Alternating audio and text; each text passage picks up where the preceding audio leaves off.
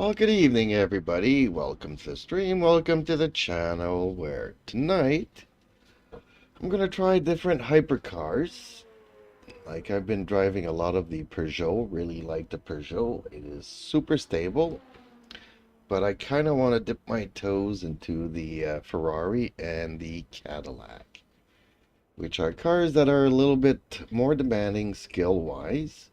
Or if we can find a setup that will make it safe for me to drive. So, okay, let's start off first with this Peugeot here at the Barcelona Catalunya track. Let's try to aim for 135 lap times. I was able to do it with the Ferrari the other day.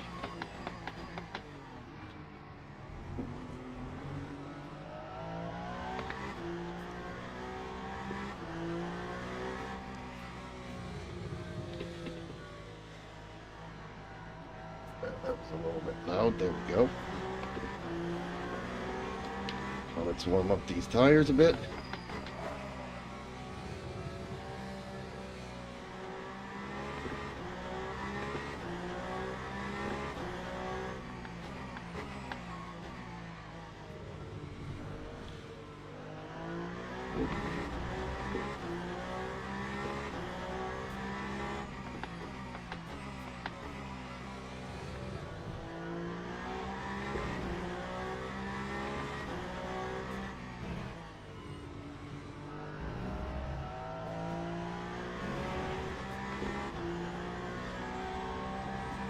I might even dip into some GT3s tonight.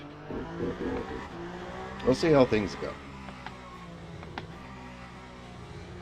Every so often I like dipping into GT3s just because I forgot how to drive them, basically. Ever since I got into hypercars, I kind of adapted my driving to these cars and to the braking. I kind of forgot how to drive GT3 cars. Oops. Just trying to... there we go.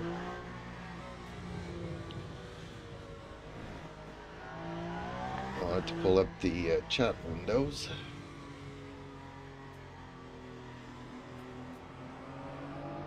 There we go.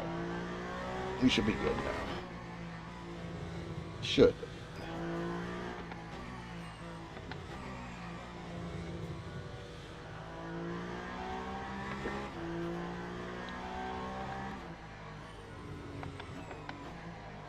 I do need to revise my Peugeot setup for Silverstone. Don't think I'll remember to do that tonight.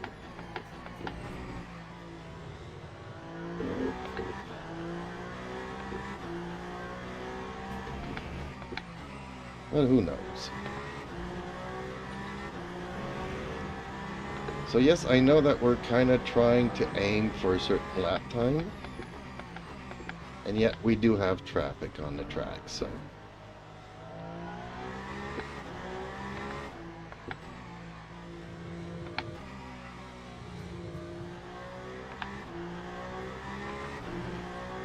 I'm not here to do just hot laps, I'm also here to practice getting around traffic and everything else.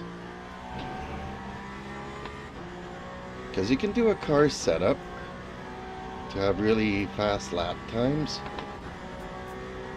but as soon as you hit traffic, there's something unexpected that happens and it throws the car off balance.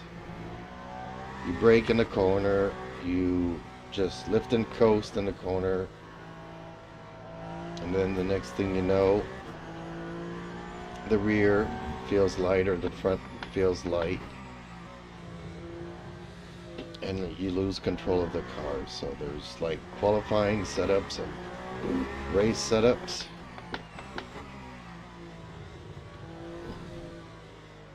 I usually qualify with my race setups. I can't be bothered making 50 different setups. Although, I will admit to this, I found that the Peugeot, when it's raining, requires a little bit of tweaking.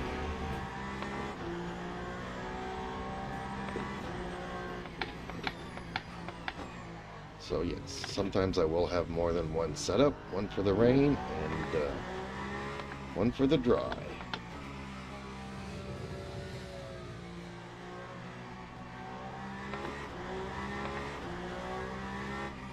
So are we getting ourselves into the ballpark of 135s? Yes, fast drivers can do it in 130s.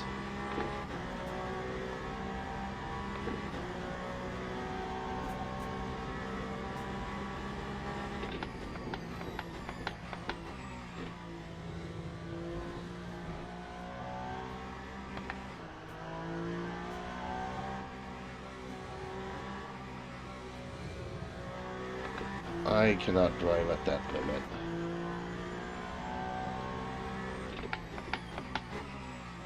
Braking late in every single one of these corners will cost me a wipeout.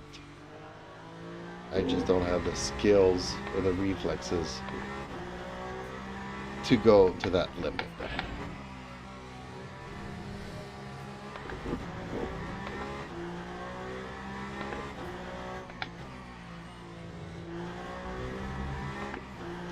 One thing about these hypercars, though, is that when you fool around with the setups, you can tweak them to your type of driving.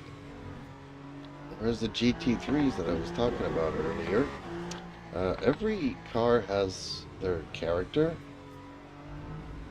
and you're kind of working with a setup to either eliminate its bad side, or you learn to live with it and exploit its good sides while trying to tweak it to your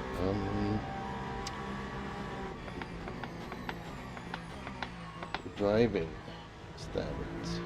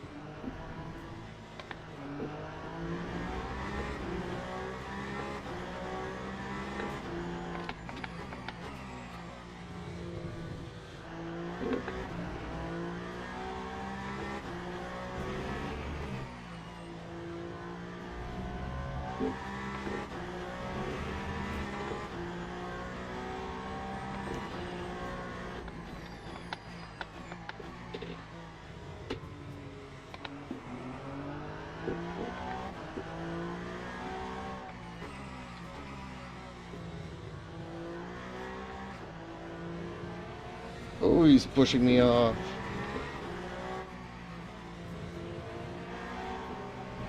Gonna do it again?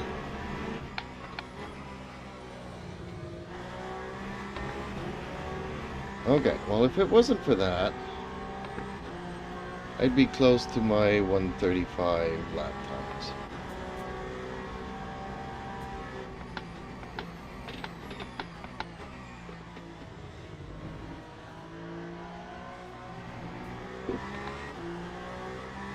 And even this Valkyrie here is slowing me down.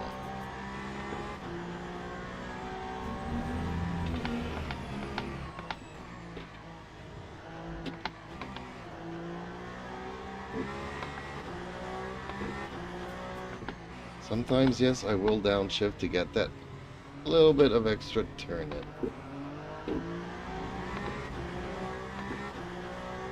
As a Peugeot is a very safe car, but it also understeers quite a bit.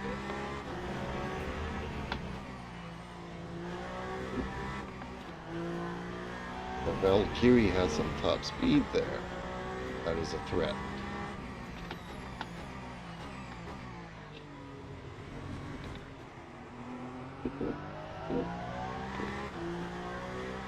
Oh, no, another yellow Corvette. And these guys are dangerous.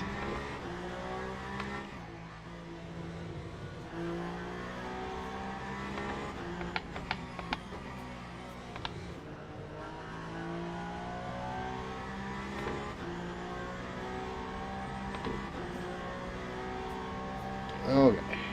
Hopefully we have some clean track ahead of us. Still seeing some traffic there.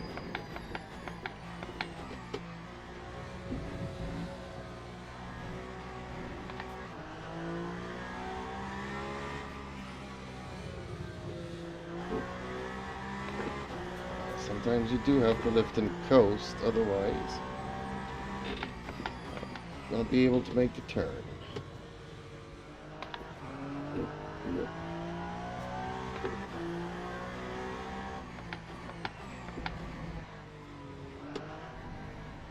Turned in a little bit too soon there. So how is everybody doing this evening? One day left of the week.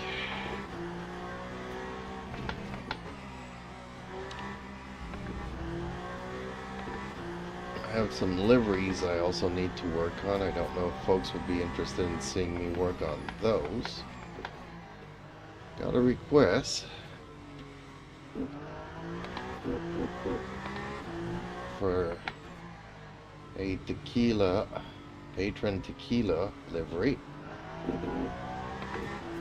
Patreon? Patron.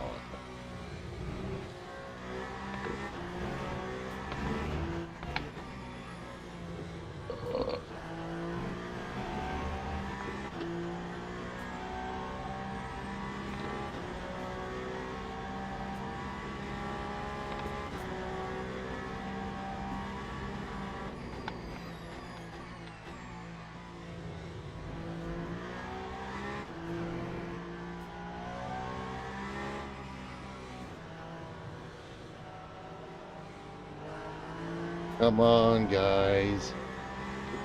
Behave yourselves. Oh, that cost me too much.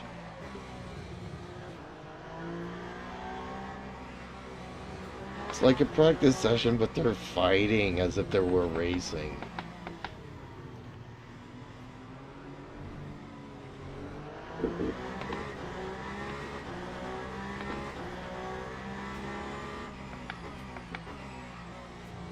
As you can see, this car is very safe to deal with traffic in and around.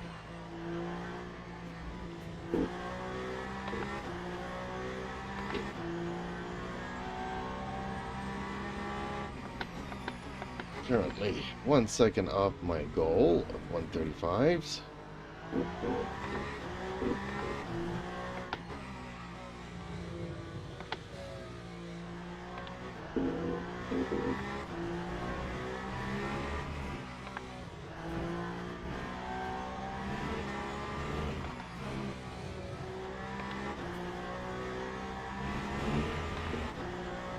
Temperatures are still good.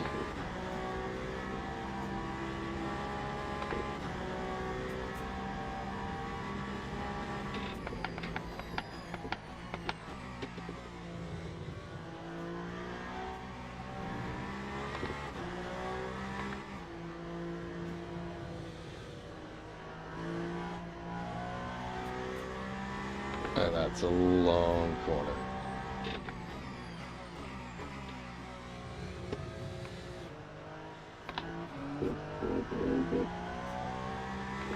Well, I lost a lot of time in that entry there.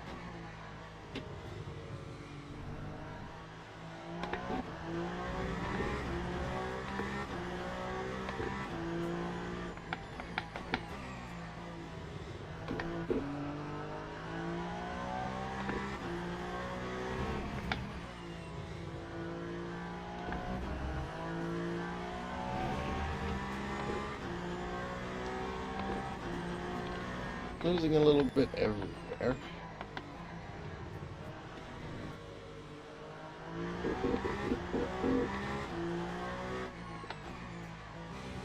Yeah, maybe I should do one of those videos where, you know, I go around the track for 3 hours and then just upload my fastest lap. And be like, yeah, this is how you do it.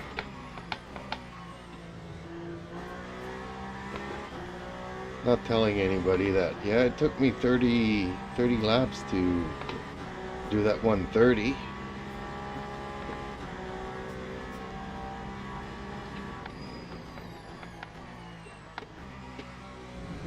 I'm just looking for 135.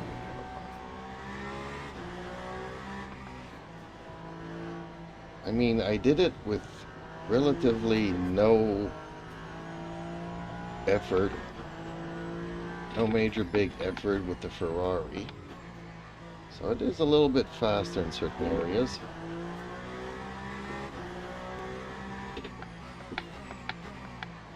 And we'll see with the Cadillac soon.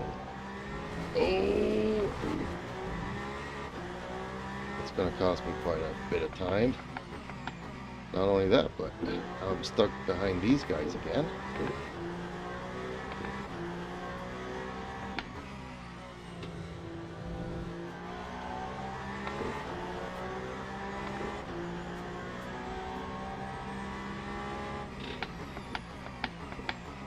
Okay, I think that I'm sufficiently warmed up. I know that this car can do the 135 for me without any traffic.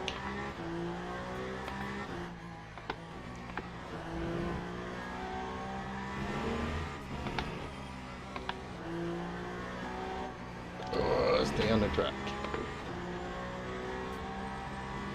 Oh, see, into the 135s. Not as low as I would have liked to, but this car can do it. Ferrari can do it. Now let's see if the Cadillac can do it.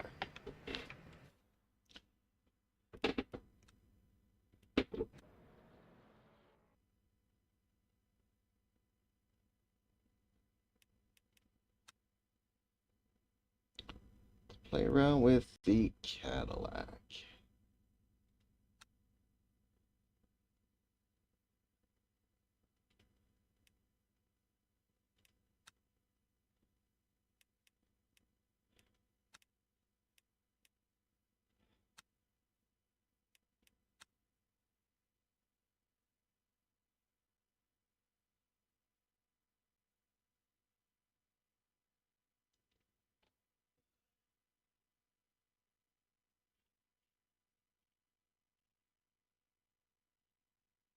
I guess I can kind of show you the request that I got for the Patron liveries.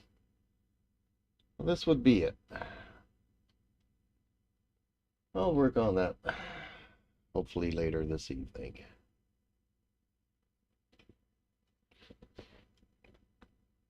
We'll see how things go. If we can find ourselves a good setup for this Cadillac. I like the sound of the engine. Okay, Slim sent me a couple of these. I like to go with aggressive.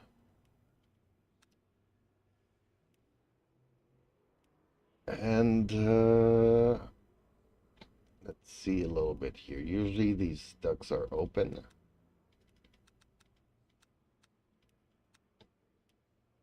Okay, the brake is completely forward, 95%, mostly front.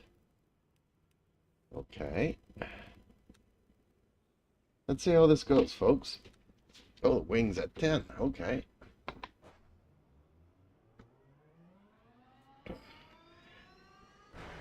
Let's see what happens when I drive this.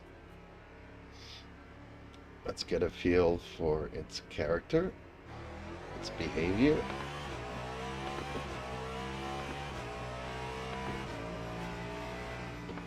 Then we'll change a few things.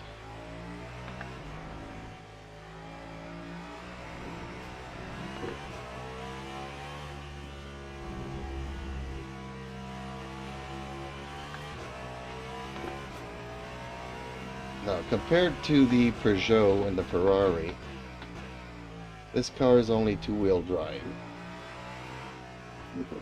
Whereas the Ferraris and the Peugeots, and the Toyotas for that matter,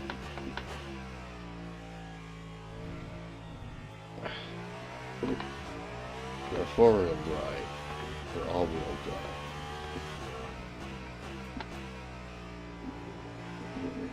Oh, okay, sliding a bit there.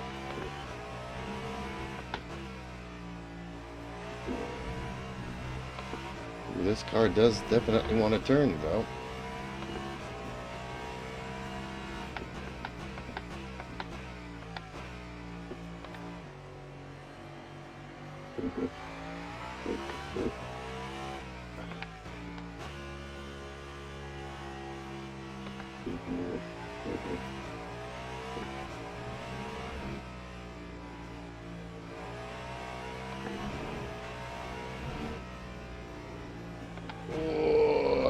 Okay.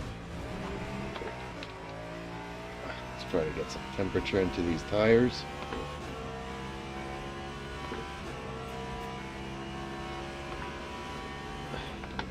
Kind of like the sound of this engine.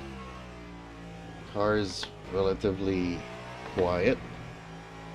Let's say something like the Ferrari, which is, I think, the noisiest car in the game.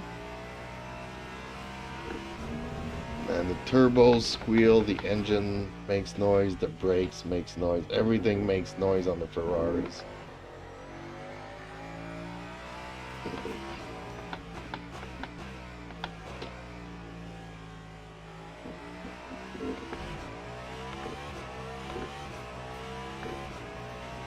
Yeah, as you can see, this car is a little bit more twitchy. Ooh. And out of nowhere, it bites me.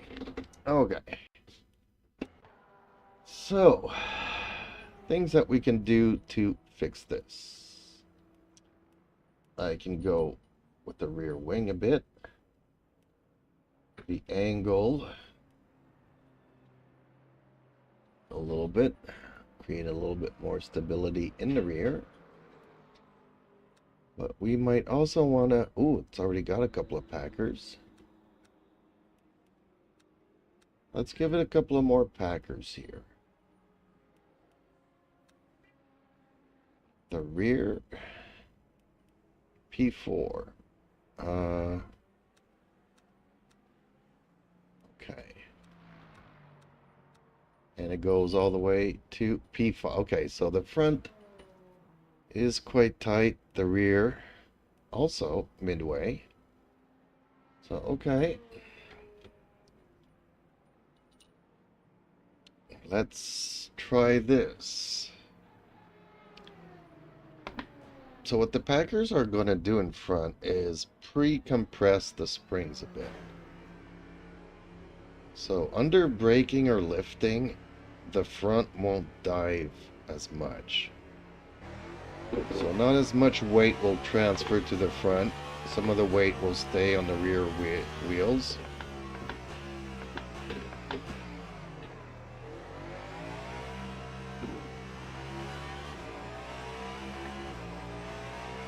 So the rear should not feel so light while coasting in between two corners. Hopefully it will be a little bit safer.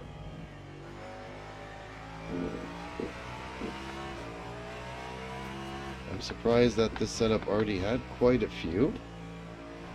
I'm guessing that this car already has that kind of issue.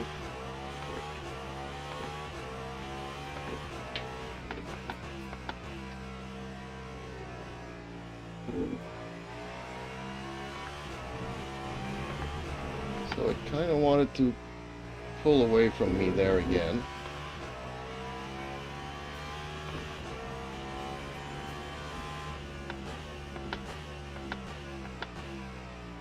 See how we can deal with traffic with this setup.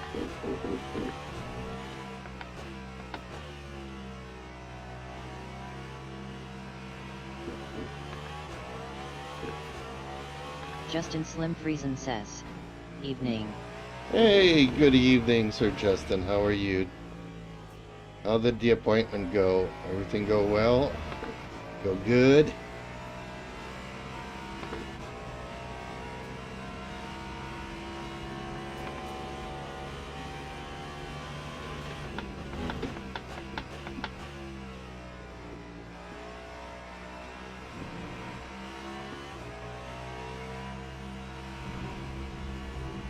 This car really wants to turn in.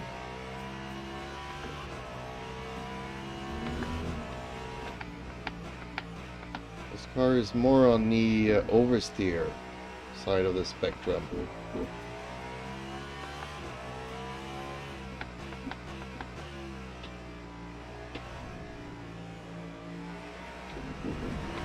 Justin Slim Friesen says, all good. Just an adjustment for his dentures. Next one is in 3 weeks. Ooh, okay. Justin Slim Friesen says, sorry. 5 weeks. Okay. Well, just a little bit over a month.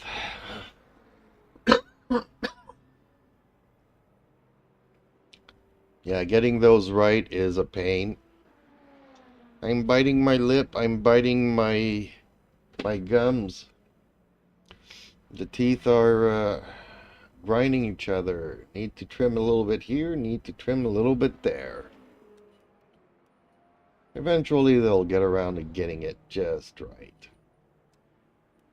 Okay. What can we do here? I've already put Packers.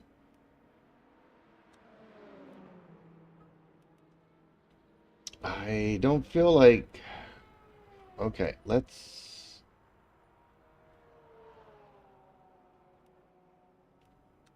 stiffen the spring maybe a little bit. I don't want to bring the rear down, but that could also help maybe. Justin Slim Friesen says, never seen someone so excited to eat a potato, lol. You'd be surprised. You'd be surprised. Rick, come here, baby. Ricky, come here. Come here. Come here. You are not going back out. Right? Nope, you're not going out, kitty. Okay, let's try this.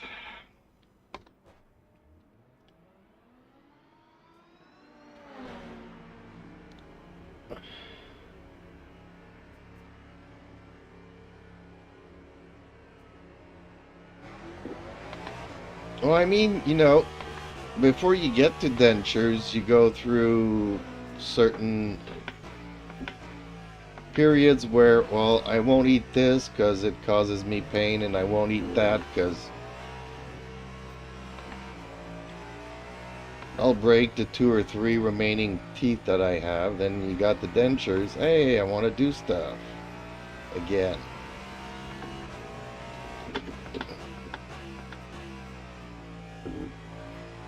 But until you get the dentures just right, you know, you don't want to be chewing at your gums. Justin Slim Friesen says, yeah, no doubt.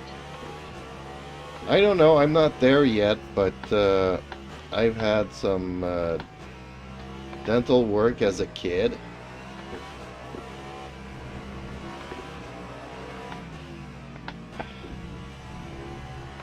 And yeah.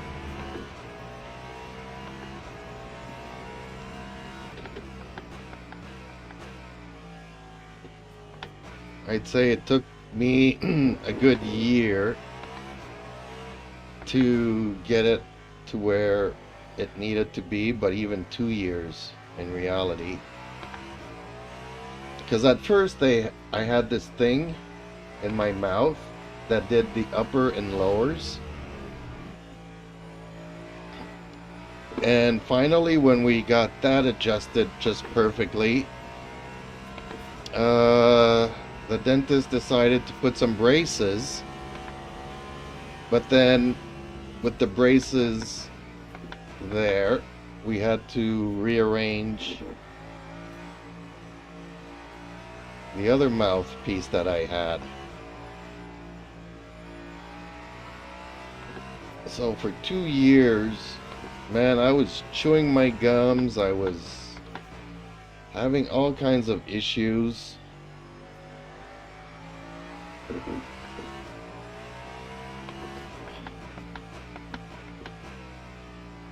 Never quite really got it right.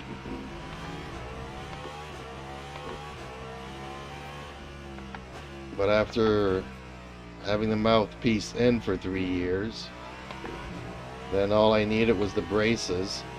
I didn't need that mouthpiece anymore. It did its work. It did its work. Man.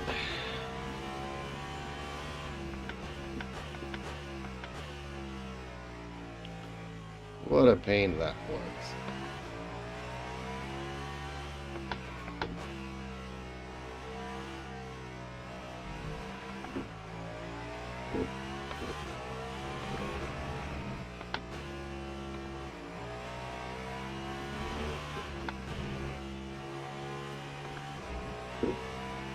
Alright, this Cadillac was supposedly an easy car to drive, provided you can tame it.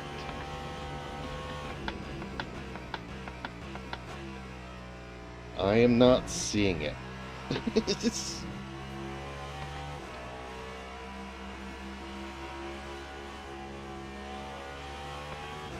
I feel like it's a very sketchy, pointy car to drive. It has the same chassis as the BMW.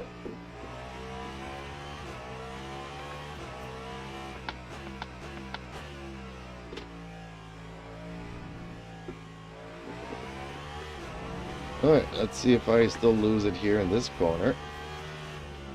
This is like the worst one.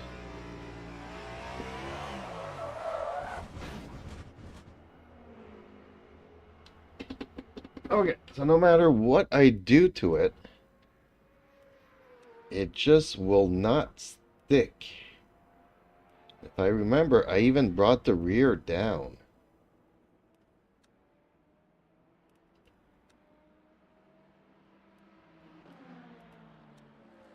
So is it just an issue of giving it more traction control? Because I'm not flooring it there. I lift and coast and I slightly put on some acceleration, but I keep losing it there. That corner is the worst corner.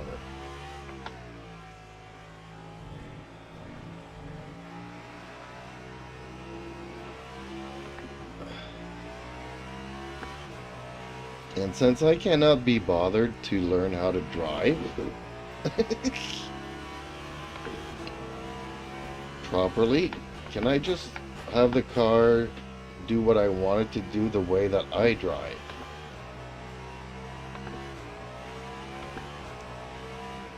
I don't know if that makes any sense.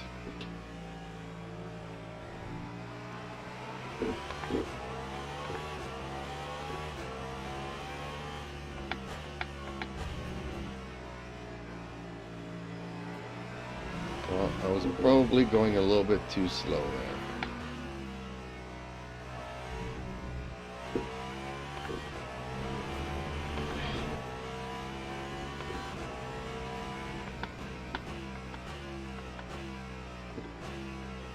Ooh, it doesn't want to turn.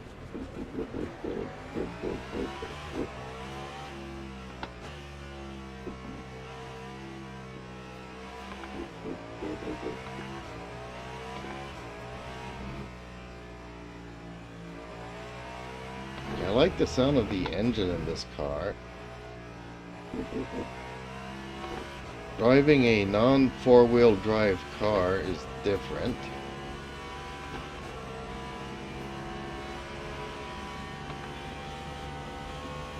So what else is new? Anything I need to keep tabs on?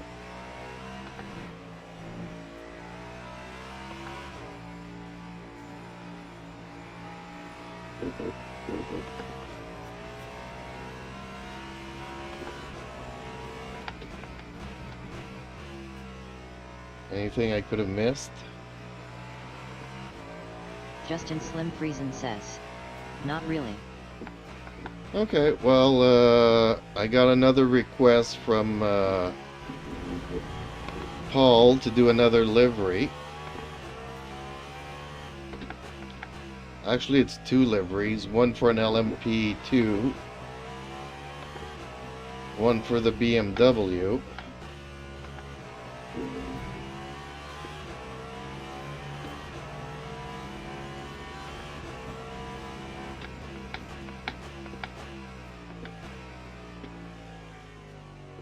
Do you want me to rework yours? Justin Slim Friesen says. Same theme? No, it's, I'll show it to you shortly. It's, Patron Tequila. Ooh, 136s. Okay, I'm close to my 135s that I want. Man, I love this app so much. Yesterday I was just fooling around with the Ferrari, did 135. Fooled around with the Peugeot, did 135.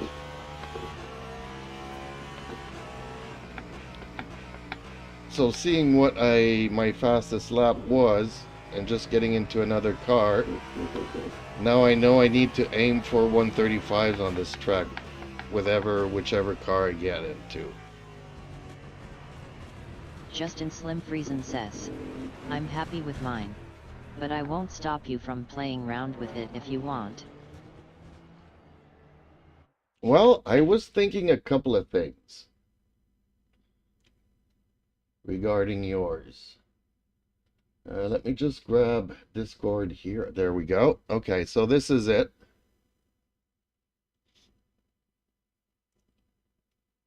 So that's the Elms LMP2, but he also wants it the old Patron on a BMW Hypercar and an LMP2.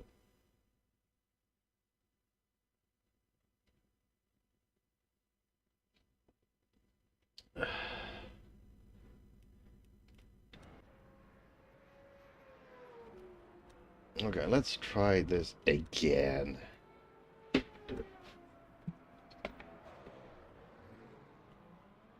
Justin Slim Friesen says.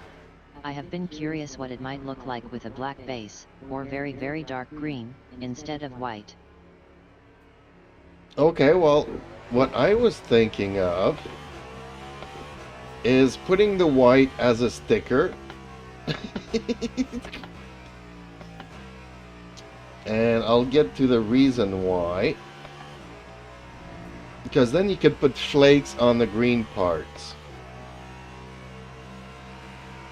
So you have the greens that are, going through different shades of green. And the flakes won't affect the white part because it'll be applied as a sticker. That's what I was kind of thinking. But you want to replace the white with an even darker green. Or I could go black with some green flakes into that. Man, no matter what I do here, I'm losing the rear.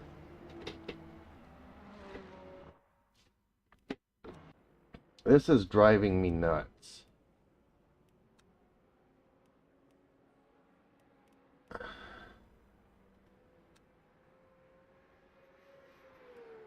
Can we detach this? Would this help if I detached it?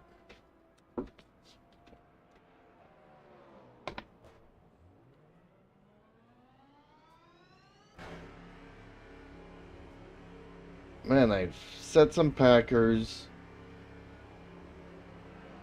I stiffened the front Justin springs. Slim Friesen says. That might be cool. Like I said, I'm happy with it as is. So no need unless you feel like fooling around with it.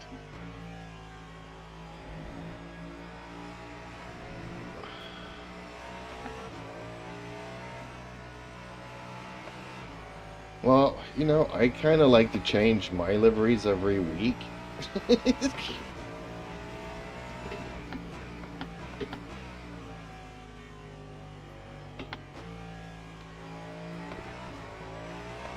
Change a little something here, a little something there. Justin Slim Friesen says, I've noticed.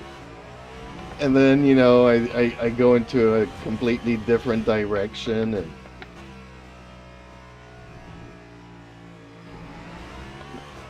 so if you want to try something radical, something different, something whatever,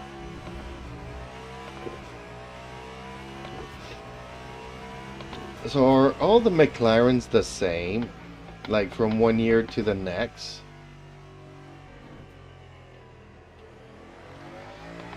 Justin Slim Friesen says, and once I find something I like, I tend to keep it forever. LOL.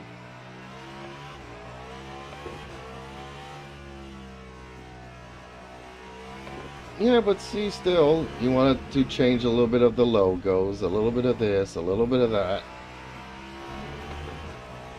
You know, maybe you want to go with a sort of a different thing. Like, really, when I grabbed it the first time, I kind of went with the, you had the Vodafone livery, and I kind of based it off of that.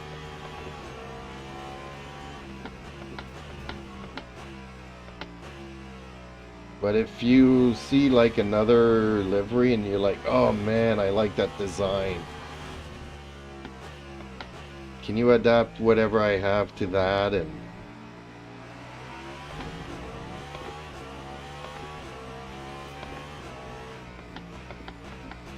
or even, you know, just putting a little chrome outline all around the green stuff, just to make it pop a little bit more. I like chrome. I hated the chrome because I was trying to get gold, but I like the chrome effect.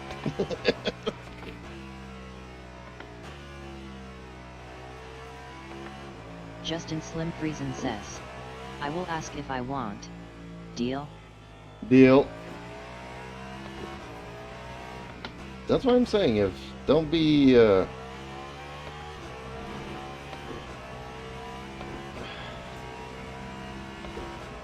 you have an idea, don't be shy to throw it around.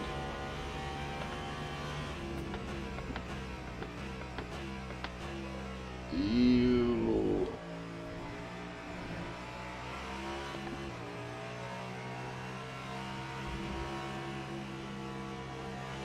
Yeah, I'm really struggling with this Cadillac. Kind of feels sporty. Like, I thought the Ferrari was hard to drive. Compared to this car, it's a blast.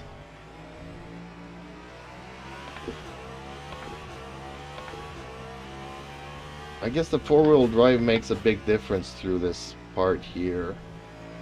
Again, at 120 kilometers, I don't think the four-wheel drive's engaged.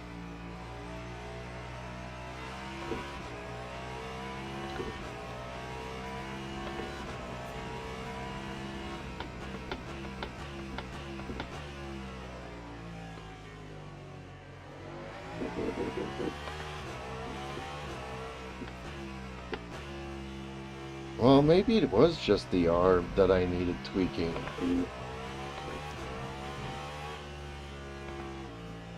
Justin Slim Friesen says, back in the day, my racing team only drove the Caddy.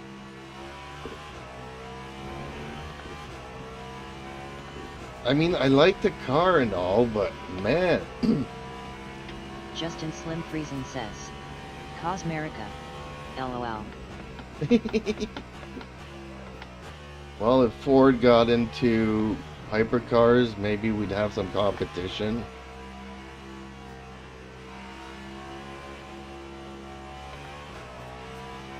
we'd be able to split up the Americans.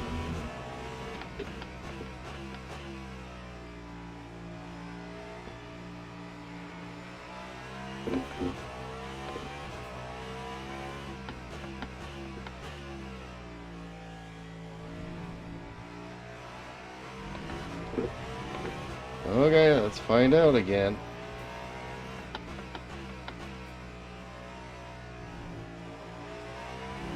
Yeah, I think that rear arb is the solution I was looking for.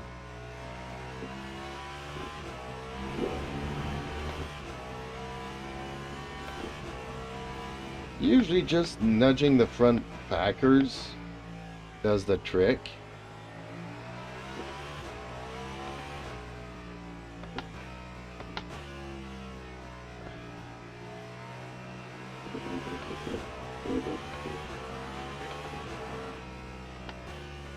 Both the Ferrari and the Cadillac have a lot more passing power.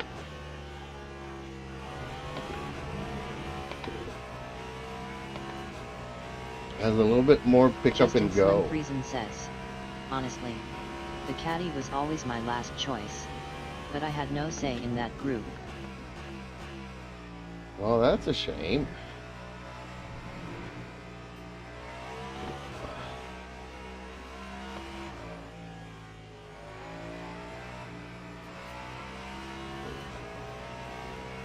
It really isn't a bad car.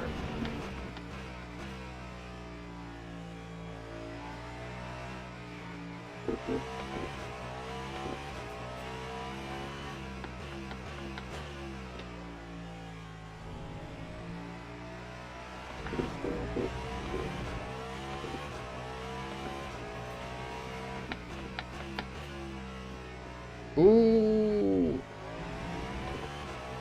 Had a little bit trouble turning in there.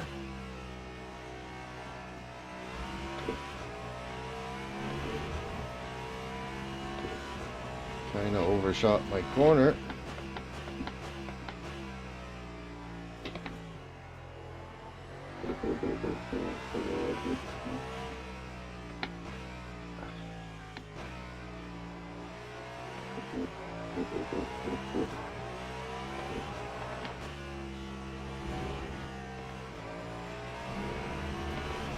Justin Slim Friesen says, no, they had been racing together for years already. I understood, and I really didn't mind.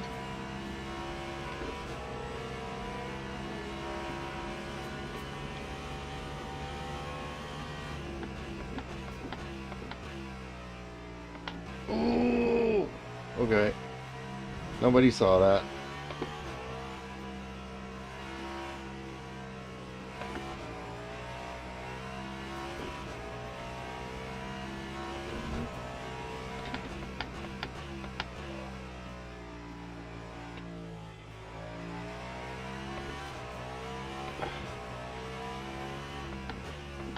The fronts have a tendency of locking up.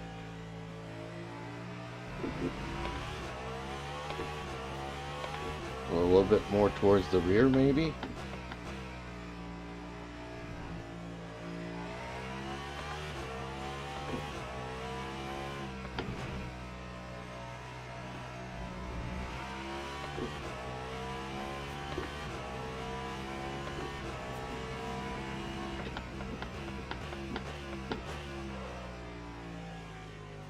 And they still want to lock up.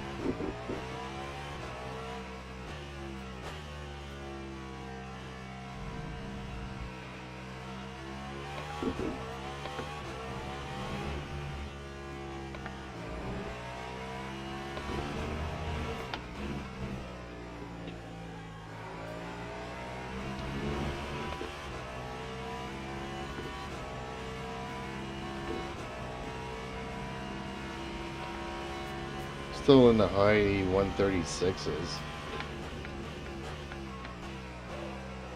Oh man, they lock up. Okay. Yeah, this is a very different way of driving than the Peugeots. I love the Peugeots.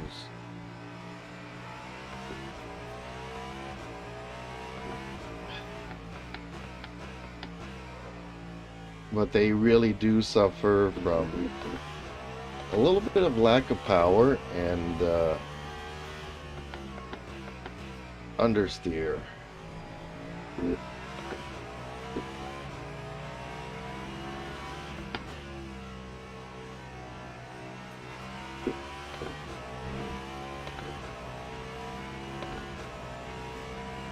But they are so safe navigating the tracks and traffic and all that.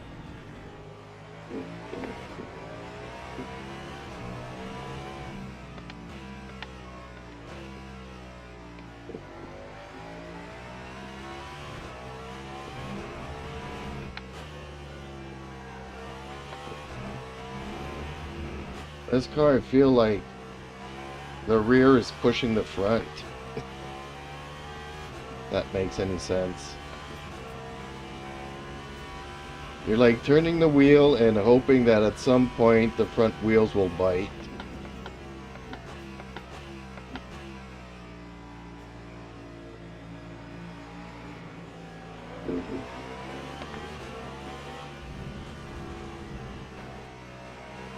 I know that was mean.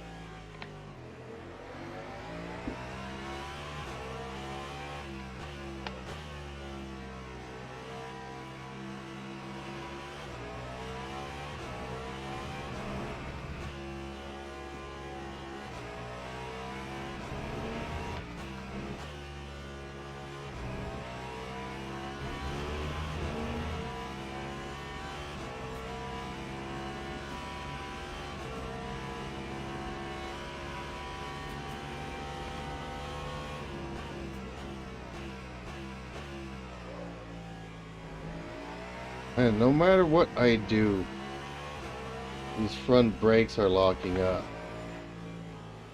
I've transferred quite a bit to the rear and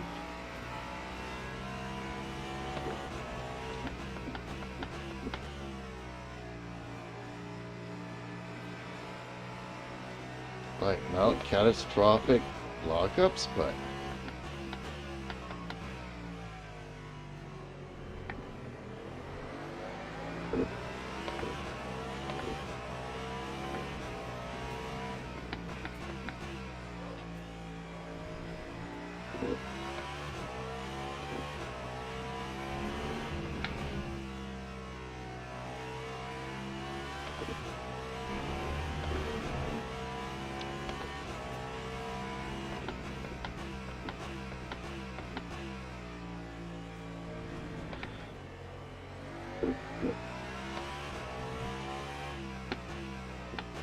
okay, well I think this is as good as I can get this set up.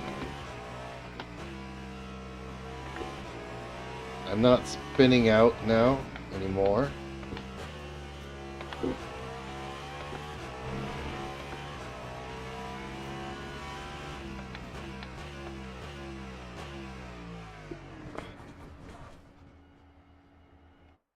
But Justin Slim Friesen says, maybe change the brake migration. Or does this car have that? no, I can't it does. remember. It does have it. It's locking up when I'm approaching my stopping speed. Whereas the brake migration works at high speeds. If that makes any sense.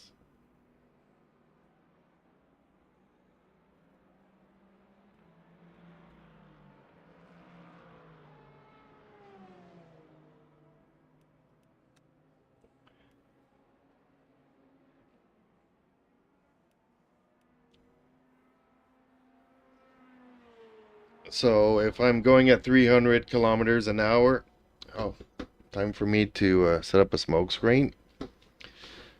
So the way I understood the brake migration, it only works when you're like above like 100 kilometers an hour. So you're going down at 300 kilometers, it'll transfer some rear brake to the front. At low speeds, it doesn't do much, and it's your brake bias that does all the work. But it has enormous bias to the front here. And I brought it backwards 4 clicks, and it's still locking up in the front.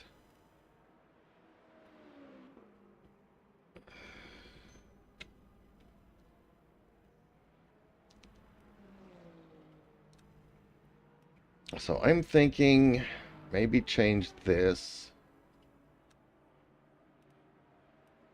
Bring this back up. Keep the Packers. Justin Slim Friesen says. Okay. So maybe just ticking this off to have a little bit less force. Because it's only when I get to the corner that it locks up. Like below 100 kilometers.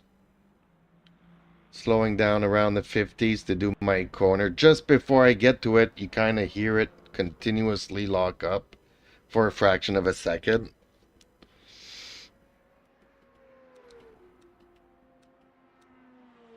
Let's bring it back 5 clicks.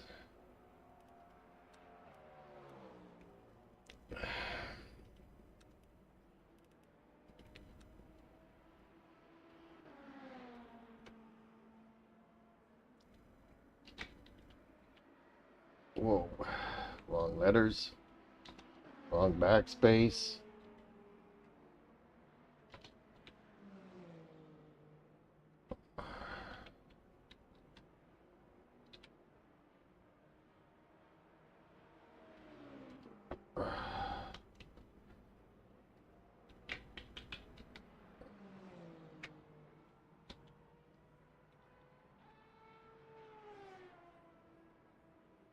It's no longer aggressive. Okay.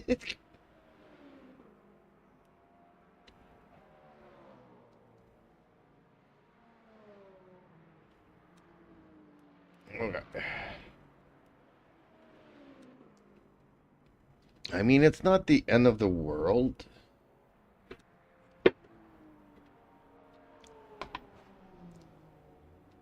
It's just like when I first started driving hypercars and I had to get used to my new pedal set.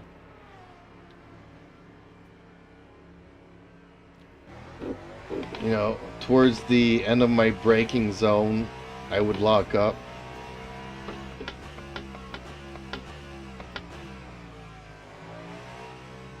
I don't do it as much as I used to. I mean, it's not flat spotting the tires or anything. It's just that when you lock up your brakes, you can't change direction, you can't do anything. And if the car in front of me brakes even harder, like the GTs do to me in the corners, then I'm gonna end up running into them. Because I can't stop anymore. I can't push the brakes anymore. They're locked up already. Okay. That was fun.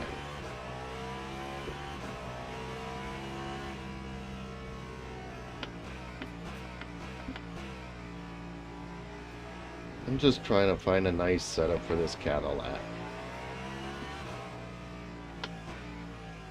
It'll make me happy to get back to the Peugeot. Justin Slim Friesen says. Unless you lock the rears. Then you change direction in a hurry, lol. Yeah, kind of stuff that you want to avoid. But see, that's the thing. The Peugeot, when it would lock up, it was the rears. So all I had to do was change the bias to the front a little bit, and that has helped me a lot. Like one tick or two, and it's all it took to not have those rears lock up anymore.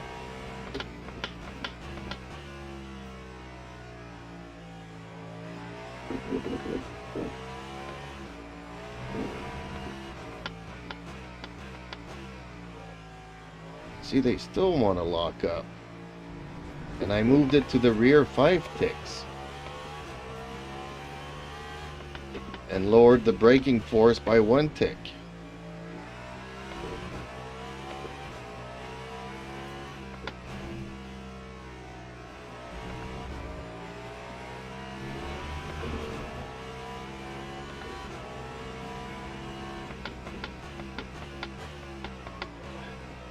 And still locking up. Do I just need to brake even earlier? Like, I don't know. Personally, I brake early already as it is. And strangely enough, the Porsche is kind of demanding on that side where I have to brake even earlier and harder. Because the brakes on the Porsche are really that bad.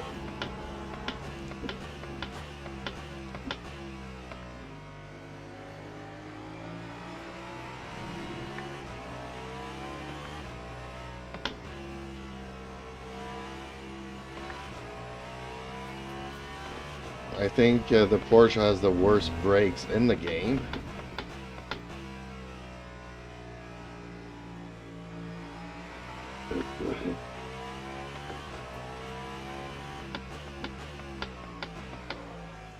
Like every single time I come to this corner, I might try it because I just saw that my speed was like 102. So maybe changing the migration would help a bit.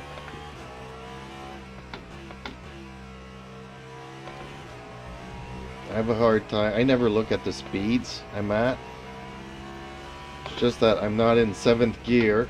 It's only when I'm down to 2nd or 1st gear that I lock up here. Justin Slim Friesen says, interesting. Cause the GT3 Porsche has the best brakes. Yeah, both cars are world apart.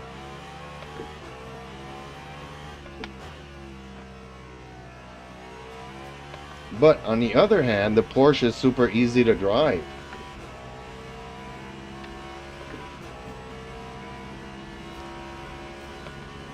It's got good top speed, good average speed. Justin Slim Friesen says, but that's more so because of the rear engine.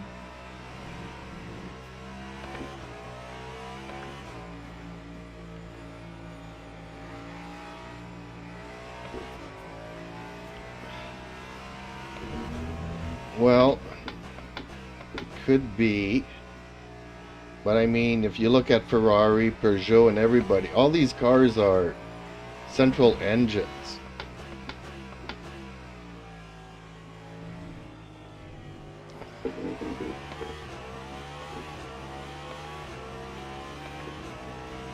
So why does the Porsche need twice as much distance as a Ferrari or a BMW or any other car? It's Justin Slim Friesen says, the GT3 I meant. Yeah.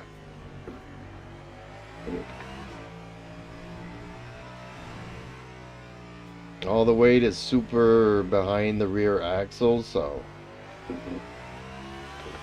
it pushes not only on the rear brakes, but on the front brakes.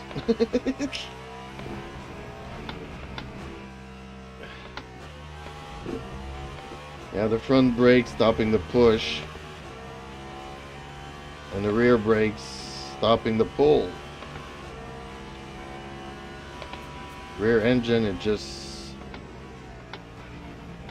stops the push on both front and rear. Ooh, forgot to downshift again.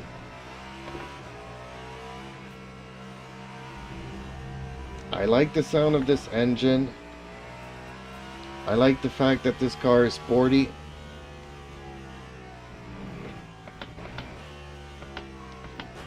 I'm struggling with the brakes and keeping that rear planted in certain areas. Oh man, I'm locking up.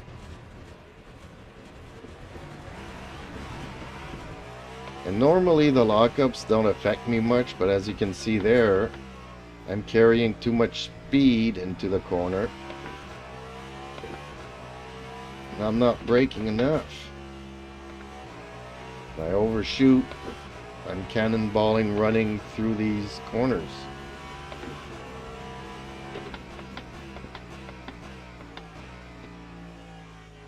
You just have to brake earlier, I guess. But I'll try that brake migration thing.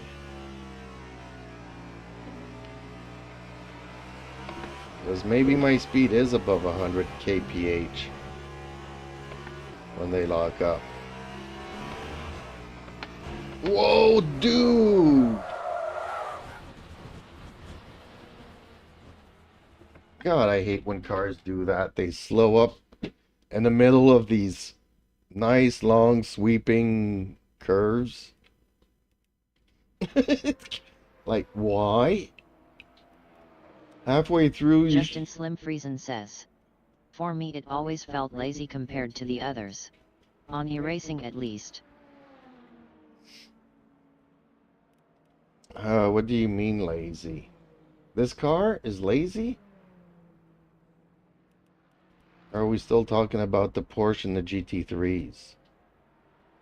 Okay, let's bring this back a bit. Let's bring this back a bit.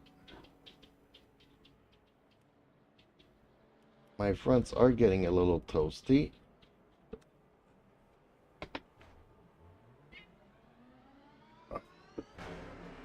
Rick, no, you're not going out. Not until I finish streaming. Boy. It's the same thing every night for the past 6 months. As soon as I start streaming, that's when he absolutely has to wanna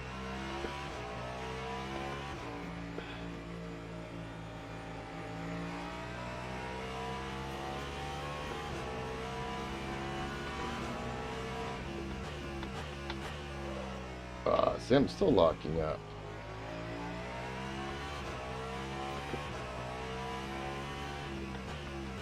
Justin Slim Friesen says, "The caddy.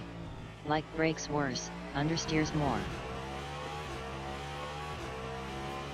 No, it oversteers. Well, the setup that you sent me oversteers.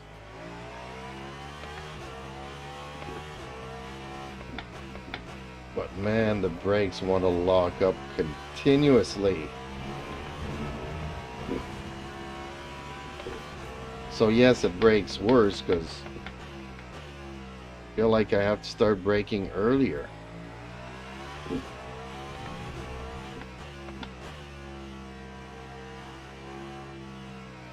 Yeah, don't get into an emergency situation where you need to stop in a hurry. You're gonna lock up and become a projectile.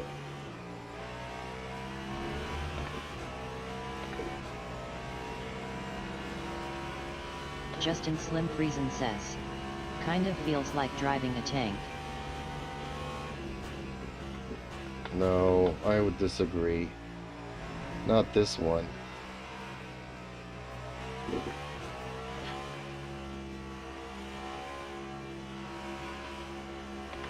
Justin Slim Friesen says, "But never tried it on LMU."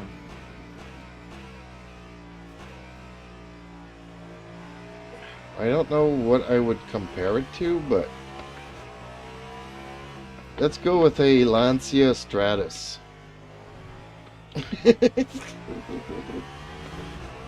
Feels like a short wheelbase, the rear always wants to go.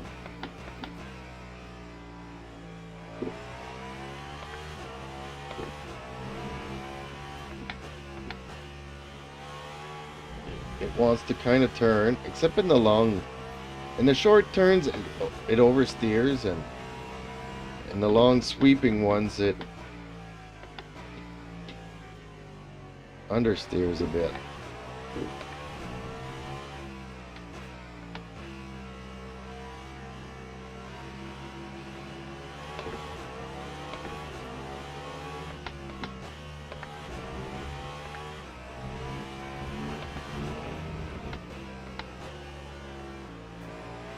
But this is a lot better than initially, though.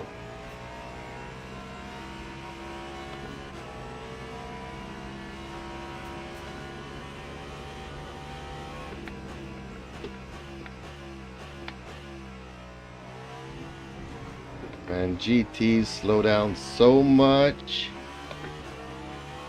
Drives me nuts.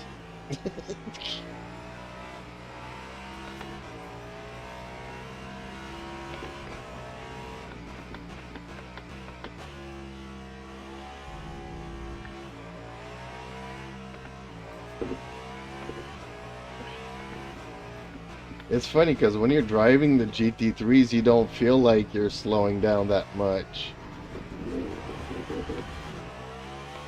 You're like on the limit of grip and brake and throttle and pushing the car and the tires to the limits in the corner. And then a hypercar comes behind you and it's like, why are you slowing down so much for this corner?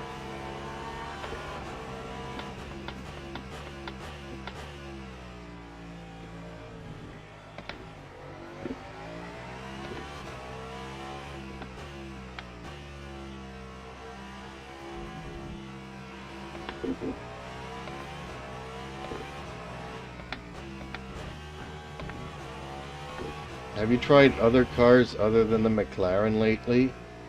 Well, I know you haven't been playing this game, but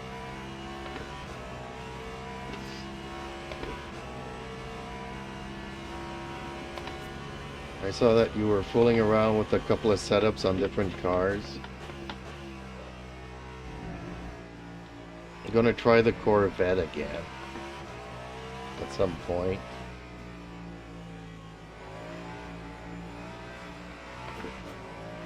Oh man, I think four-wheel drives have a big advantage on this track. I don't know, they just seem to overtake me in these long sweeping corners.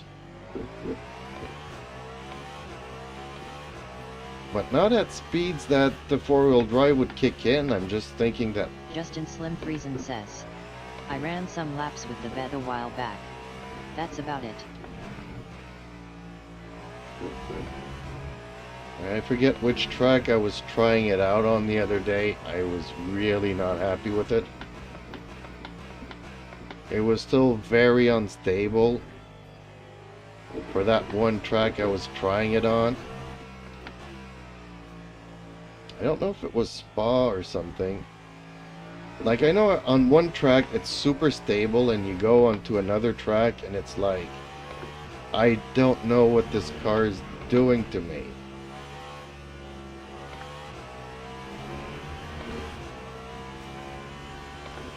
I can't get this car close to 135 though. Yes, there's traffic and everything else, but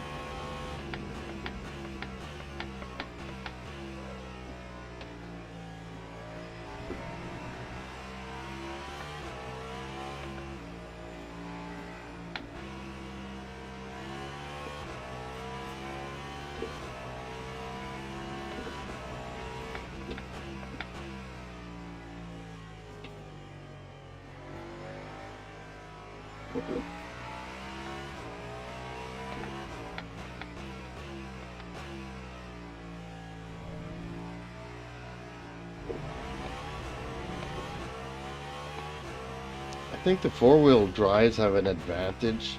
Fact being that even if the front is not driving, is not pulling the car, just the weight, the extra weight that you have from the motors in front Gives you more traction on the front wheels.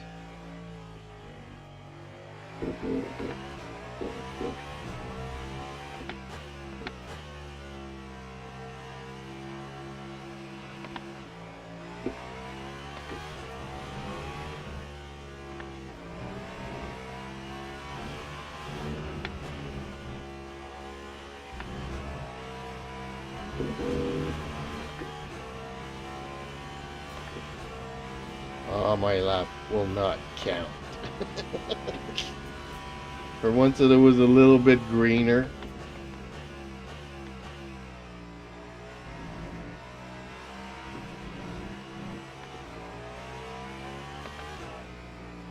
And it's crazy, I'm turning the wheels so much.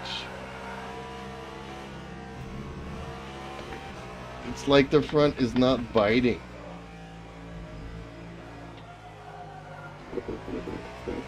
Ooh, that front tire is at 97 degrees.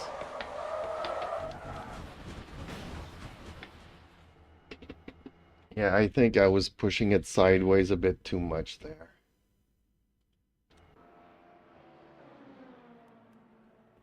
Okay, let's save it. I think this is as good as it gets. It's a lot safer than it was. Oop, forgetting about the camera there. Let's go back to the Ferrari. I think it was a lot easier with the Ferrari.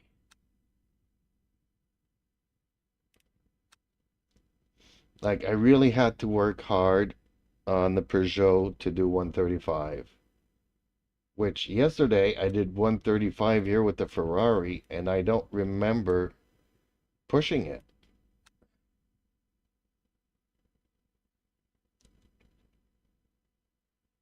I mean, we are talking about just 1 second a lap faster. Okay, well, maybe 2 seconds faster than the Cadillac, but on average, I was in the low 136s with the Peugeot, and I had to kind of push it to get it into the 135s.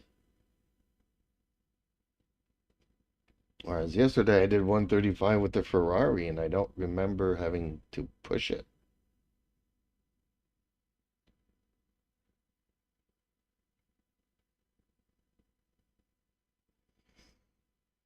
Or maybe all that Cadillac needed was a hard tire in the front. Okay, let's load it.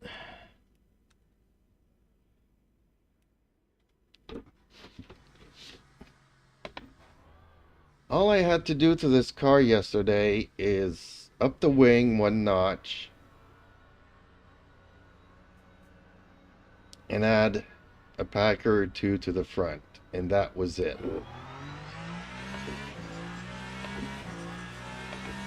Which, if I take the CDA, I can't even get it through the first corners.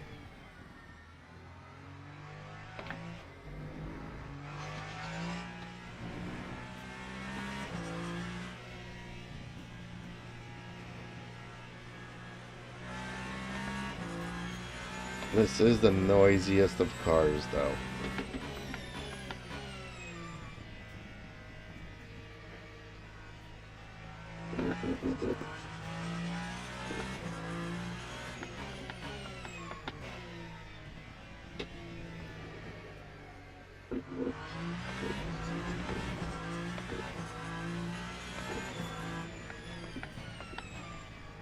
The rev lights are also easy to see and understand.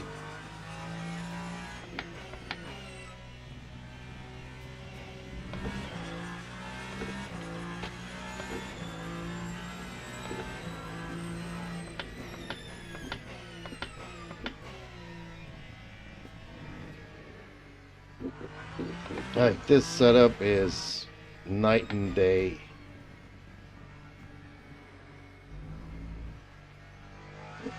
If it's like this on all the tracks, I might actually switch from the Peugeot. If I can get similar times to what I'm doing in the Peugeot and it feels as safe as it does, like this,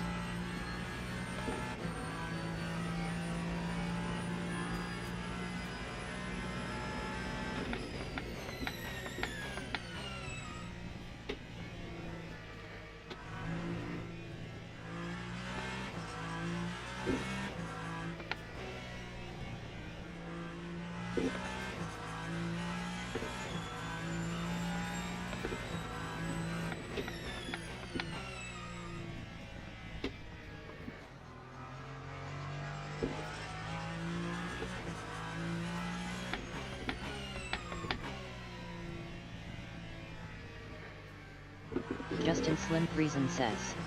Wow. Guess you need to test all tracks now. LOL. Well, at some point, yes. If I'm gonna do a championship thing, I'm gonna have to, before I abandon the Peugeot. But we'll see here. We'll see how hard or easy it is for me to get 135.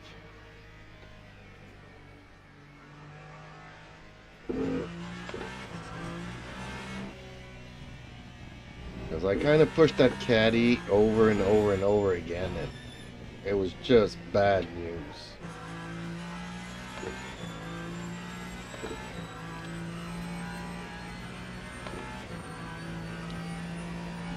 With no effort, I'm already 136.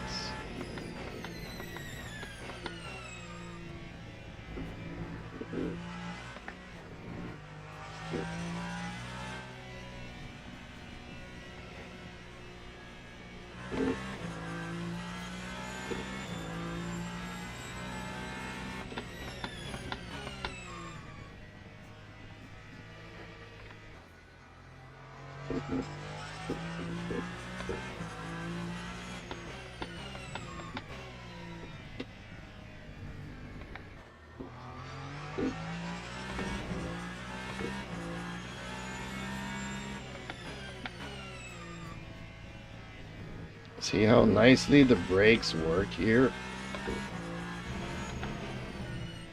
Never locking up and super powerful to bring the car to a crawl.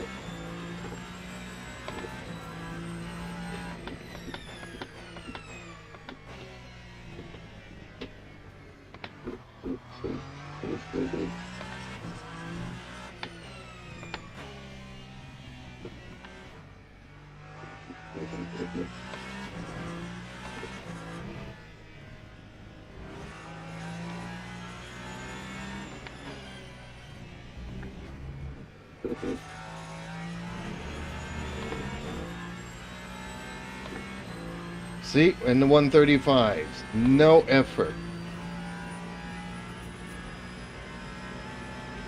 Like I went from green to neutral to green to neutral all throughout the track. So I'm gaining time, losing time, gaining time, losing time. And on my second lap, I'm in the 135s.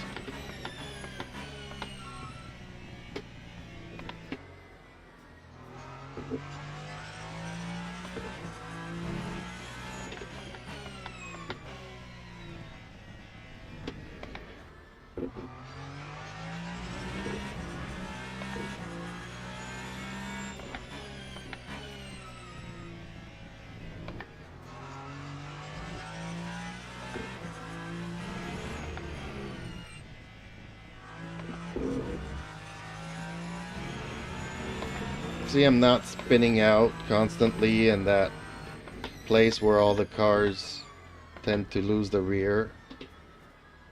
Super safe, super solid.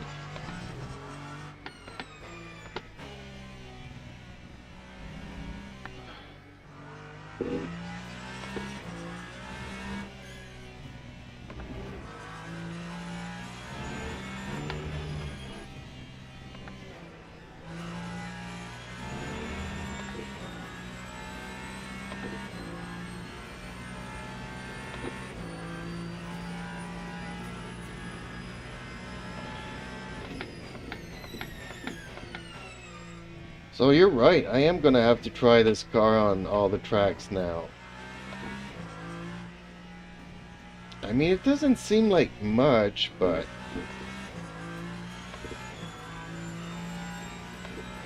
you know, the good fights that I've been having, you know, I feel like I'm missing 10 horsepower that could make a difference.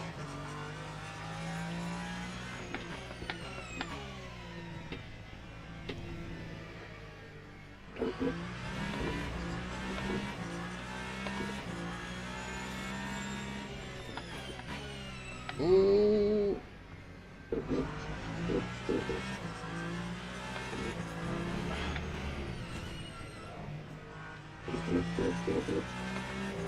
But I haven't really pushed this car either.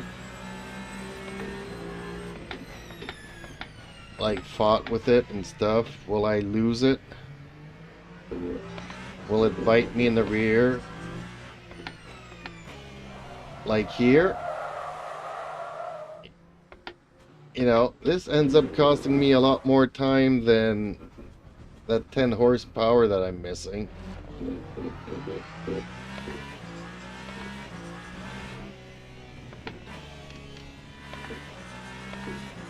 Justin Slim Friesen says, if you can get through Coda comfortably, you know the car suits you.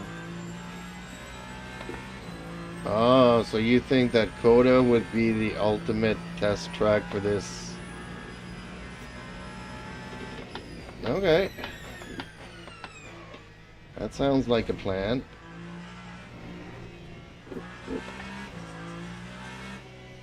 Although I'm more tempted to hop into the Corvette here and try it out on this track.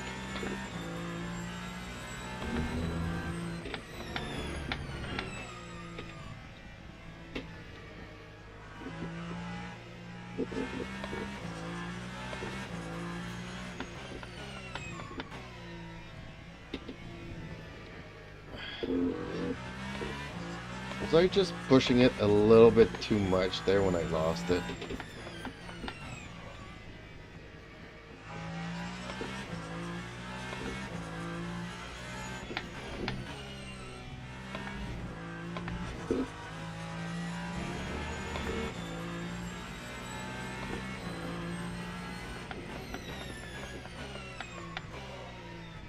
Ooh, braked a little bit too late there. Justin Slim Friesen says, yeah, Coda and this one are probably the two best test tracks.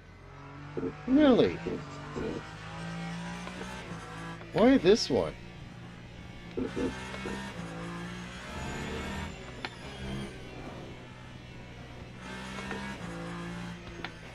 Like those S's in Silverstone is also a place where a lot of cars lose their rear.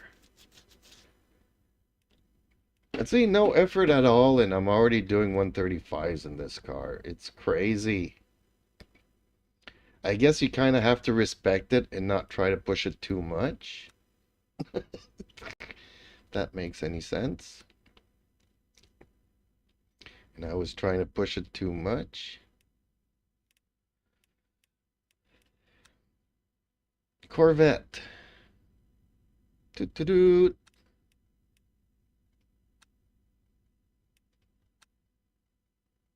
Let's see how bad I drive a GT.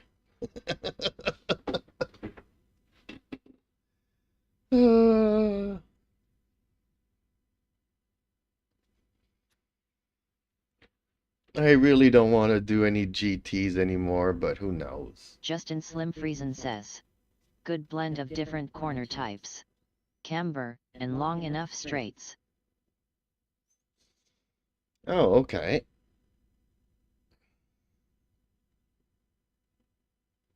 True that. True that. Once you get to all these corners,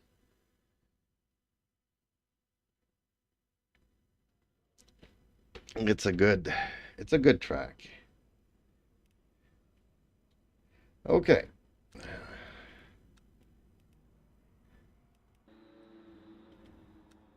Race aggressive. Let's go with that. Okay. Should I practice on wet tires?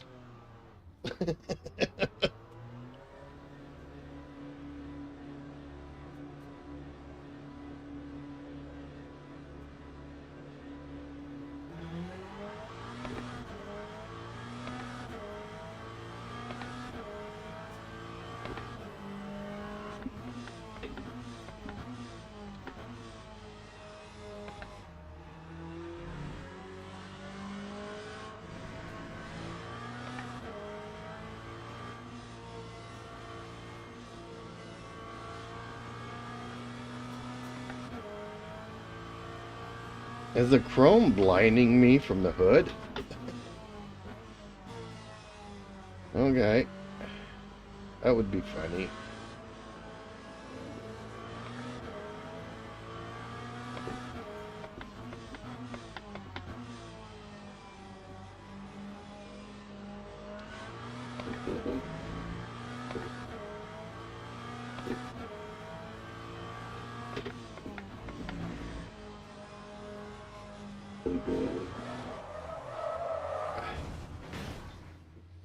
See, this corner bites me. What am I doing wrong in this corner?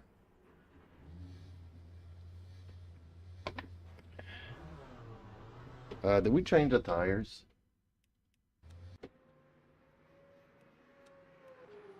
No, we did not. Okay. Or maybe we did, I don't know.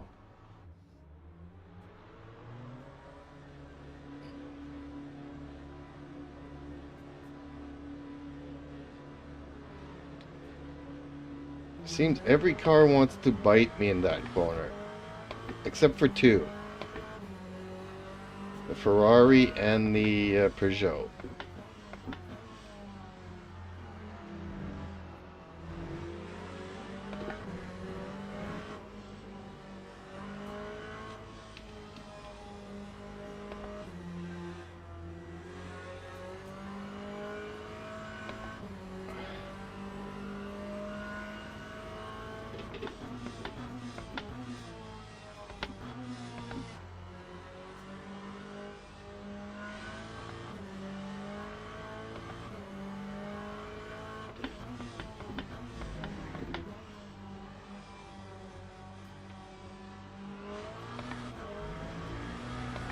I don't know what has changed in this game,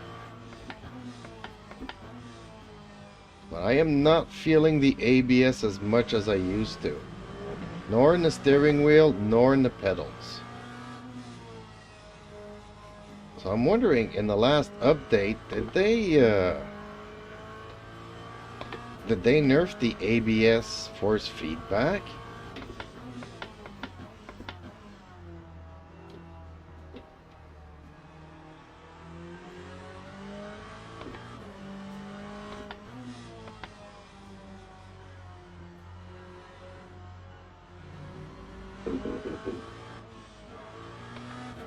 Well, the traction control's kicking in.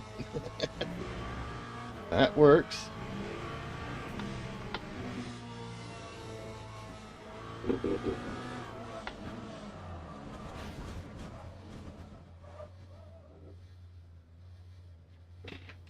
This car hates me.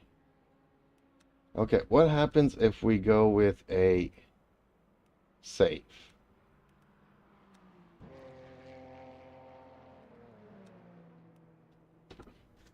Because I'm losing this car all over the track. Let's give it a little bit more TC.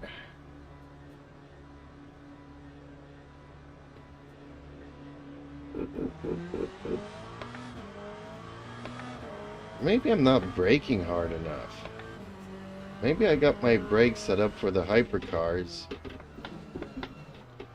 I'm not triggering the ABS. Which is a good thing, honestly.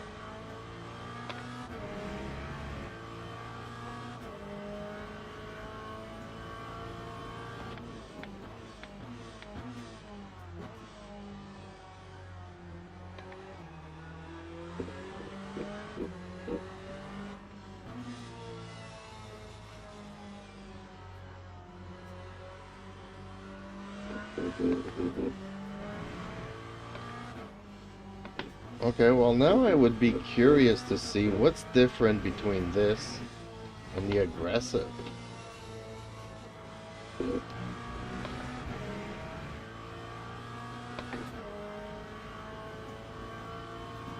Softer anti-roll bars or what?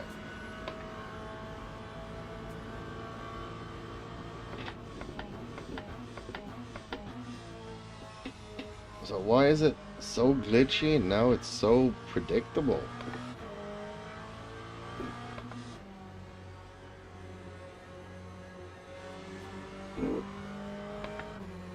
Because that one setting makes the car extremely chaotic.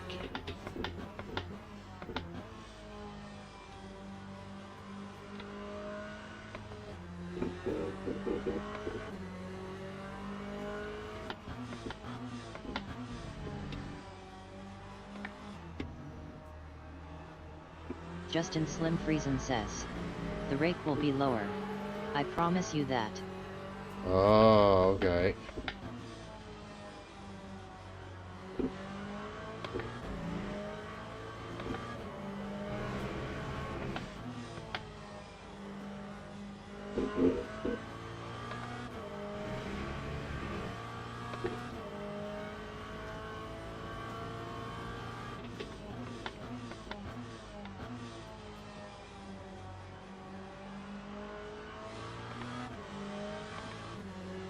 But it can't just be that, can it? Is that the reason why the rear becomes so light?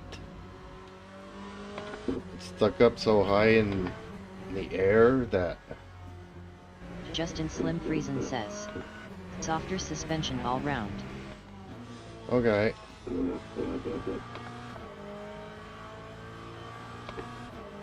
Because this is very safe. Justin Slim Friesen says, BB set more forward.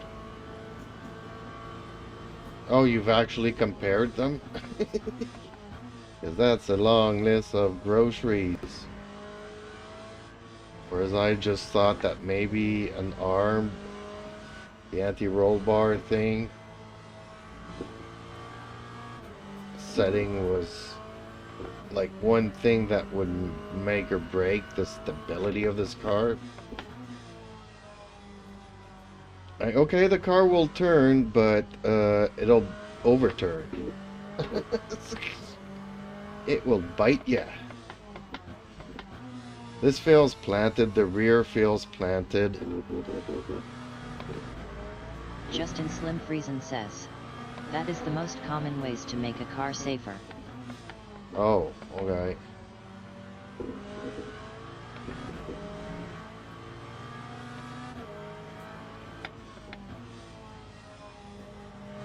Come on, dude, I'm giving you room. Go for it. I still have the speed to overtake him. Okay. Oh, but he waited longer. I guess I'm braking way too early. Like, I got the ABS, why don't I just wait until the last moment to brake?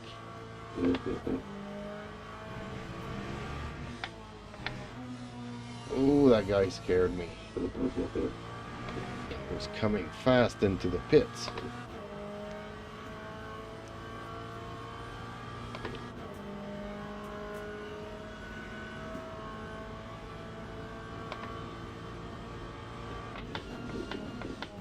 Ooh, okay. ABS did kick in a bit there. Not much. Enough. But nothing like it used to. I remember we used to feel the ABS like crazy in the steering wheel. And when I first got these pedals with the haptics, I really felt it. It scared me so much I never wanted to touch a GT again.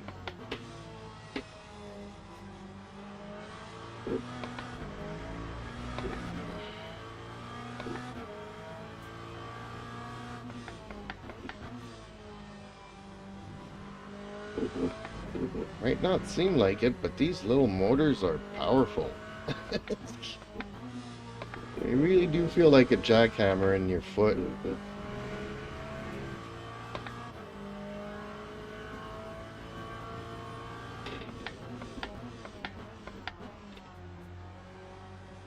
Okay, I think I have to take my time to downshift a bit.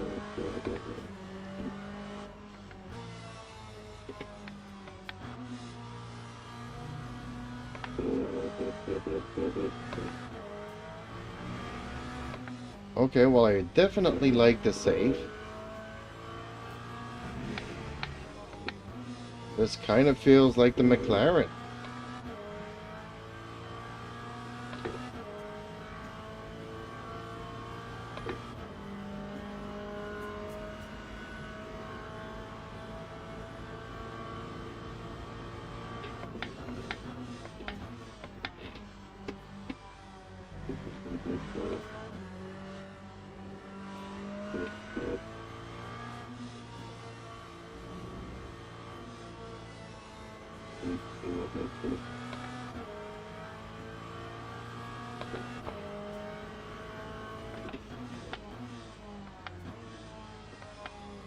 Sorry, Hypercar.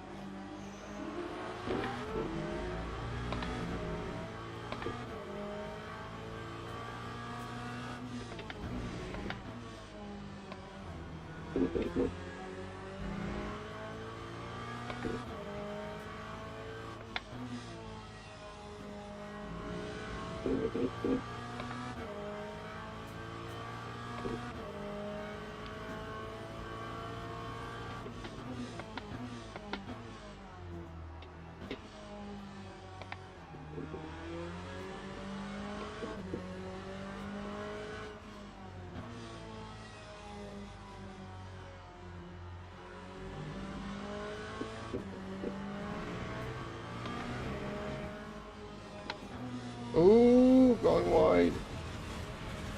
Oh, I lost that 1 second, dang it.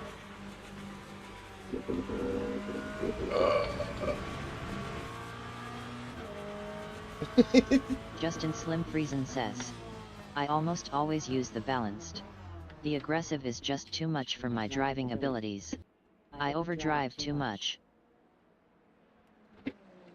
Yeah, I usually don't. Like, I like the aggressive, but I don't drive aggressively, so...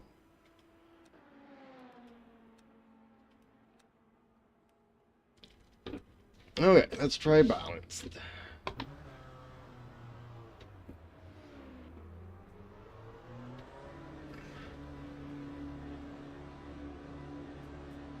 Like, usually, I take the aggressive, and the only thing I need to change is a notch on the rear wing and two packers in the front,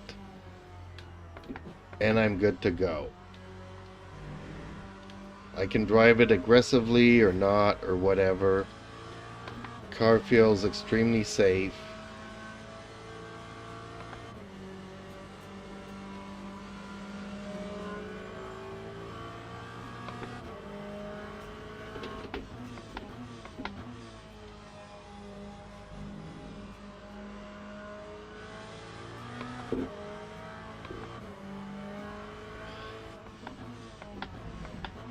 But man, I was losing this Corvette all over the place. I don't think a notch on the rear wing or a packer or two in the front was gonna fix my problem.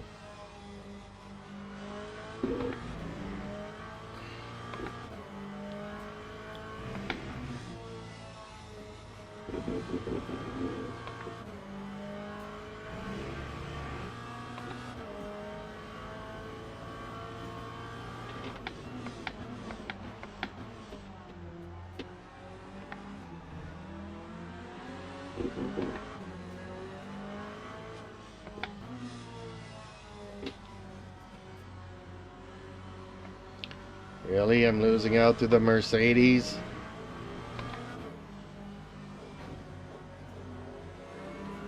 Gonna fight you, dude. Gonna bang. Gonna boom boom.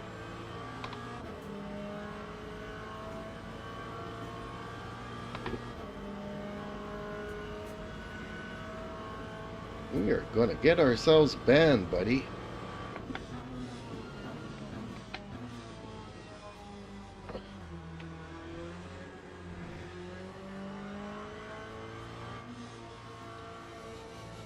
I'm way too aggressive.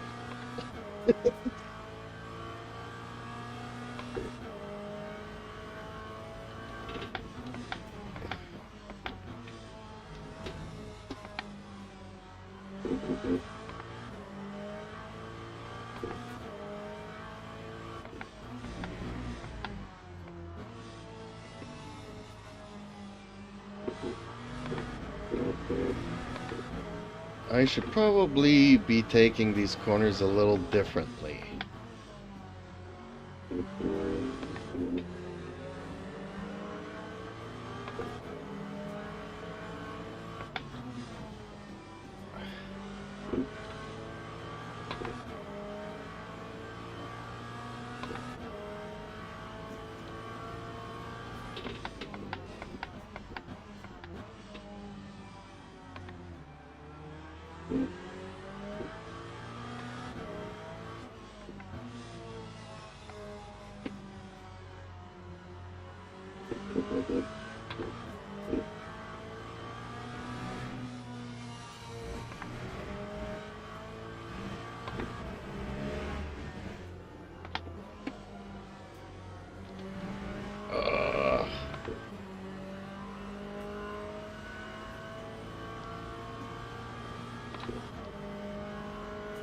Okay, well, the balance is as good as the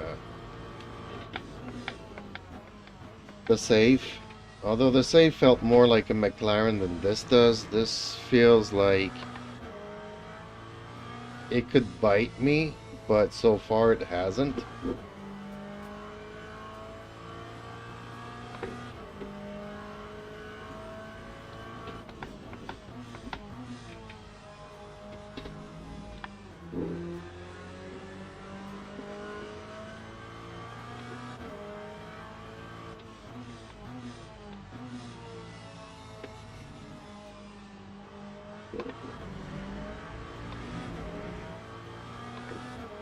Justin Slim Friesen says, that was a 2-second improvement.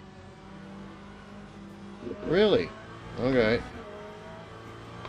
I don't have my app on, so I didn't want to broadcast these crappy lap times that I'm doing.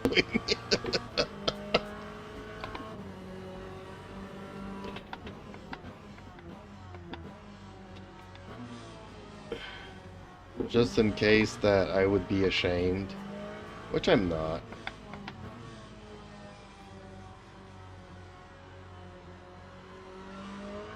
I think it's a good thing, because I mean, people, you know, if I compare myself to like Marvin Kelta, you know, I'm really gonna hate my life because I don't have his skills. But then when you see other drivers and their times, and you're like, well, I'm better than some and I'm worse than some, you know? Then you feel like, well, I'm not that bad.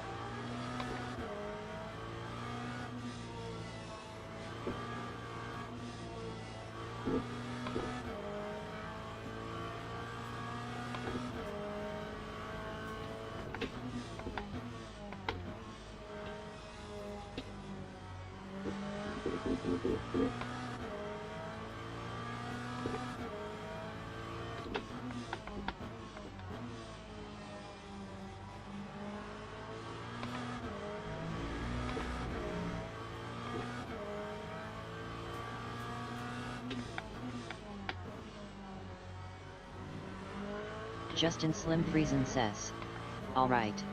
I'm gonna jump over to Glenn's stream later.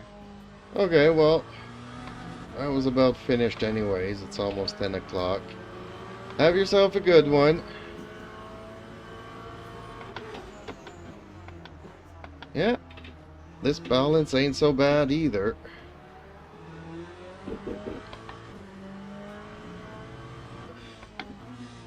Don't have to change anything either. I like it.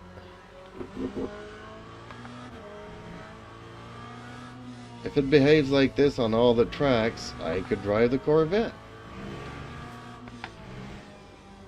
Don't know if it would be faster than the McLaren, but it feels a lot like it with this setup.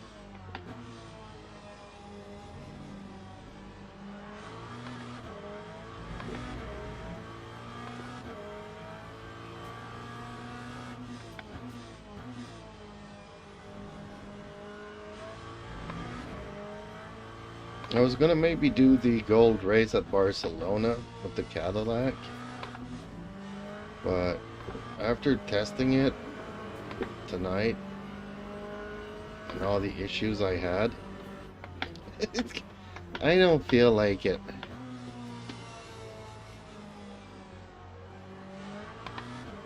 So okay folks, if you guys have any suggestions or you guys want me to try out your setups and whatnot, feel free to reach me out on Discord. Ooh, I'm losing the rear, I'm losing it. Ooh, that came close. That came so close.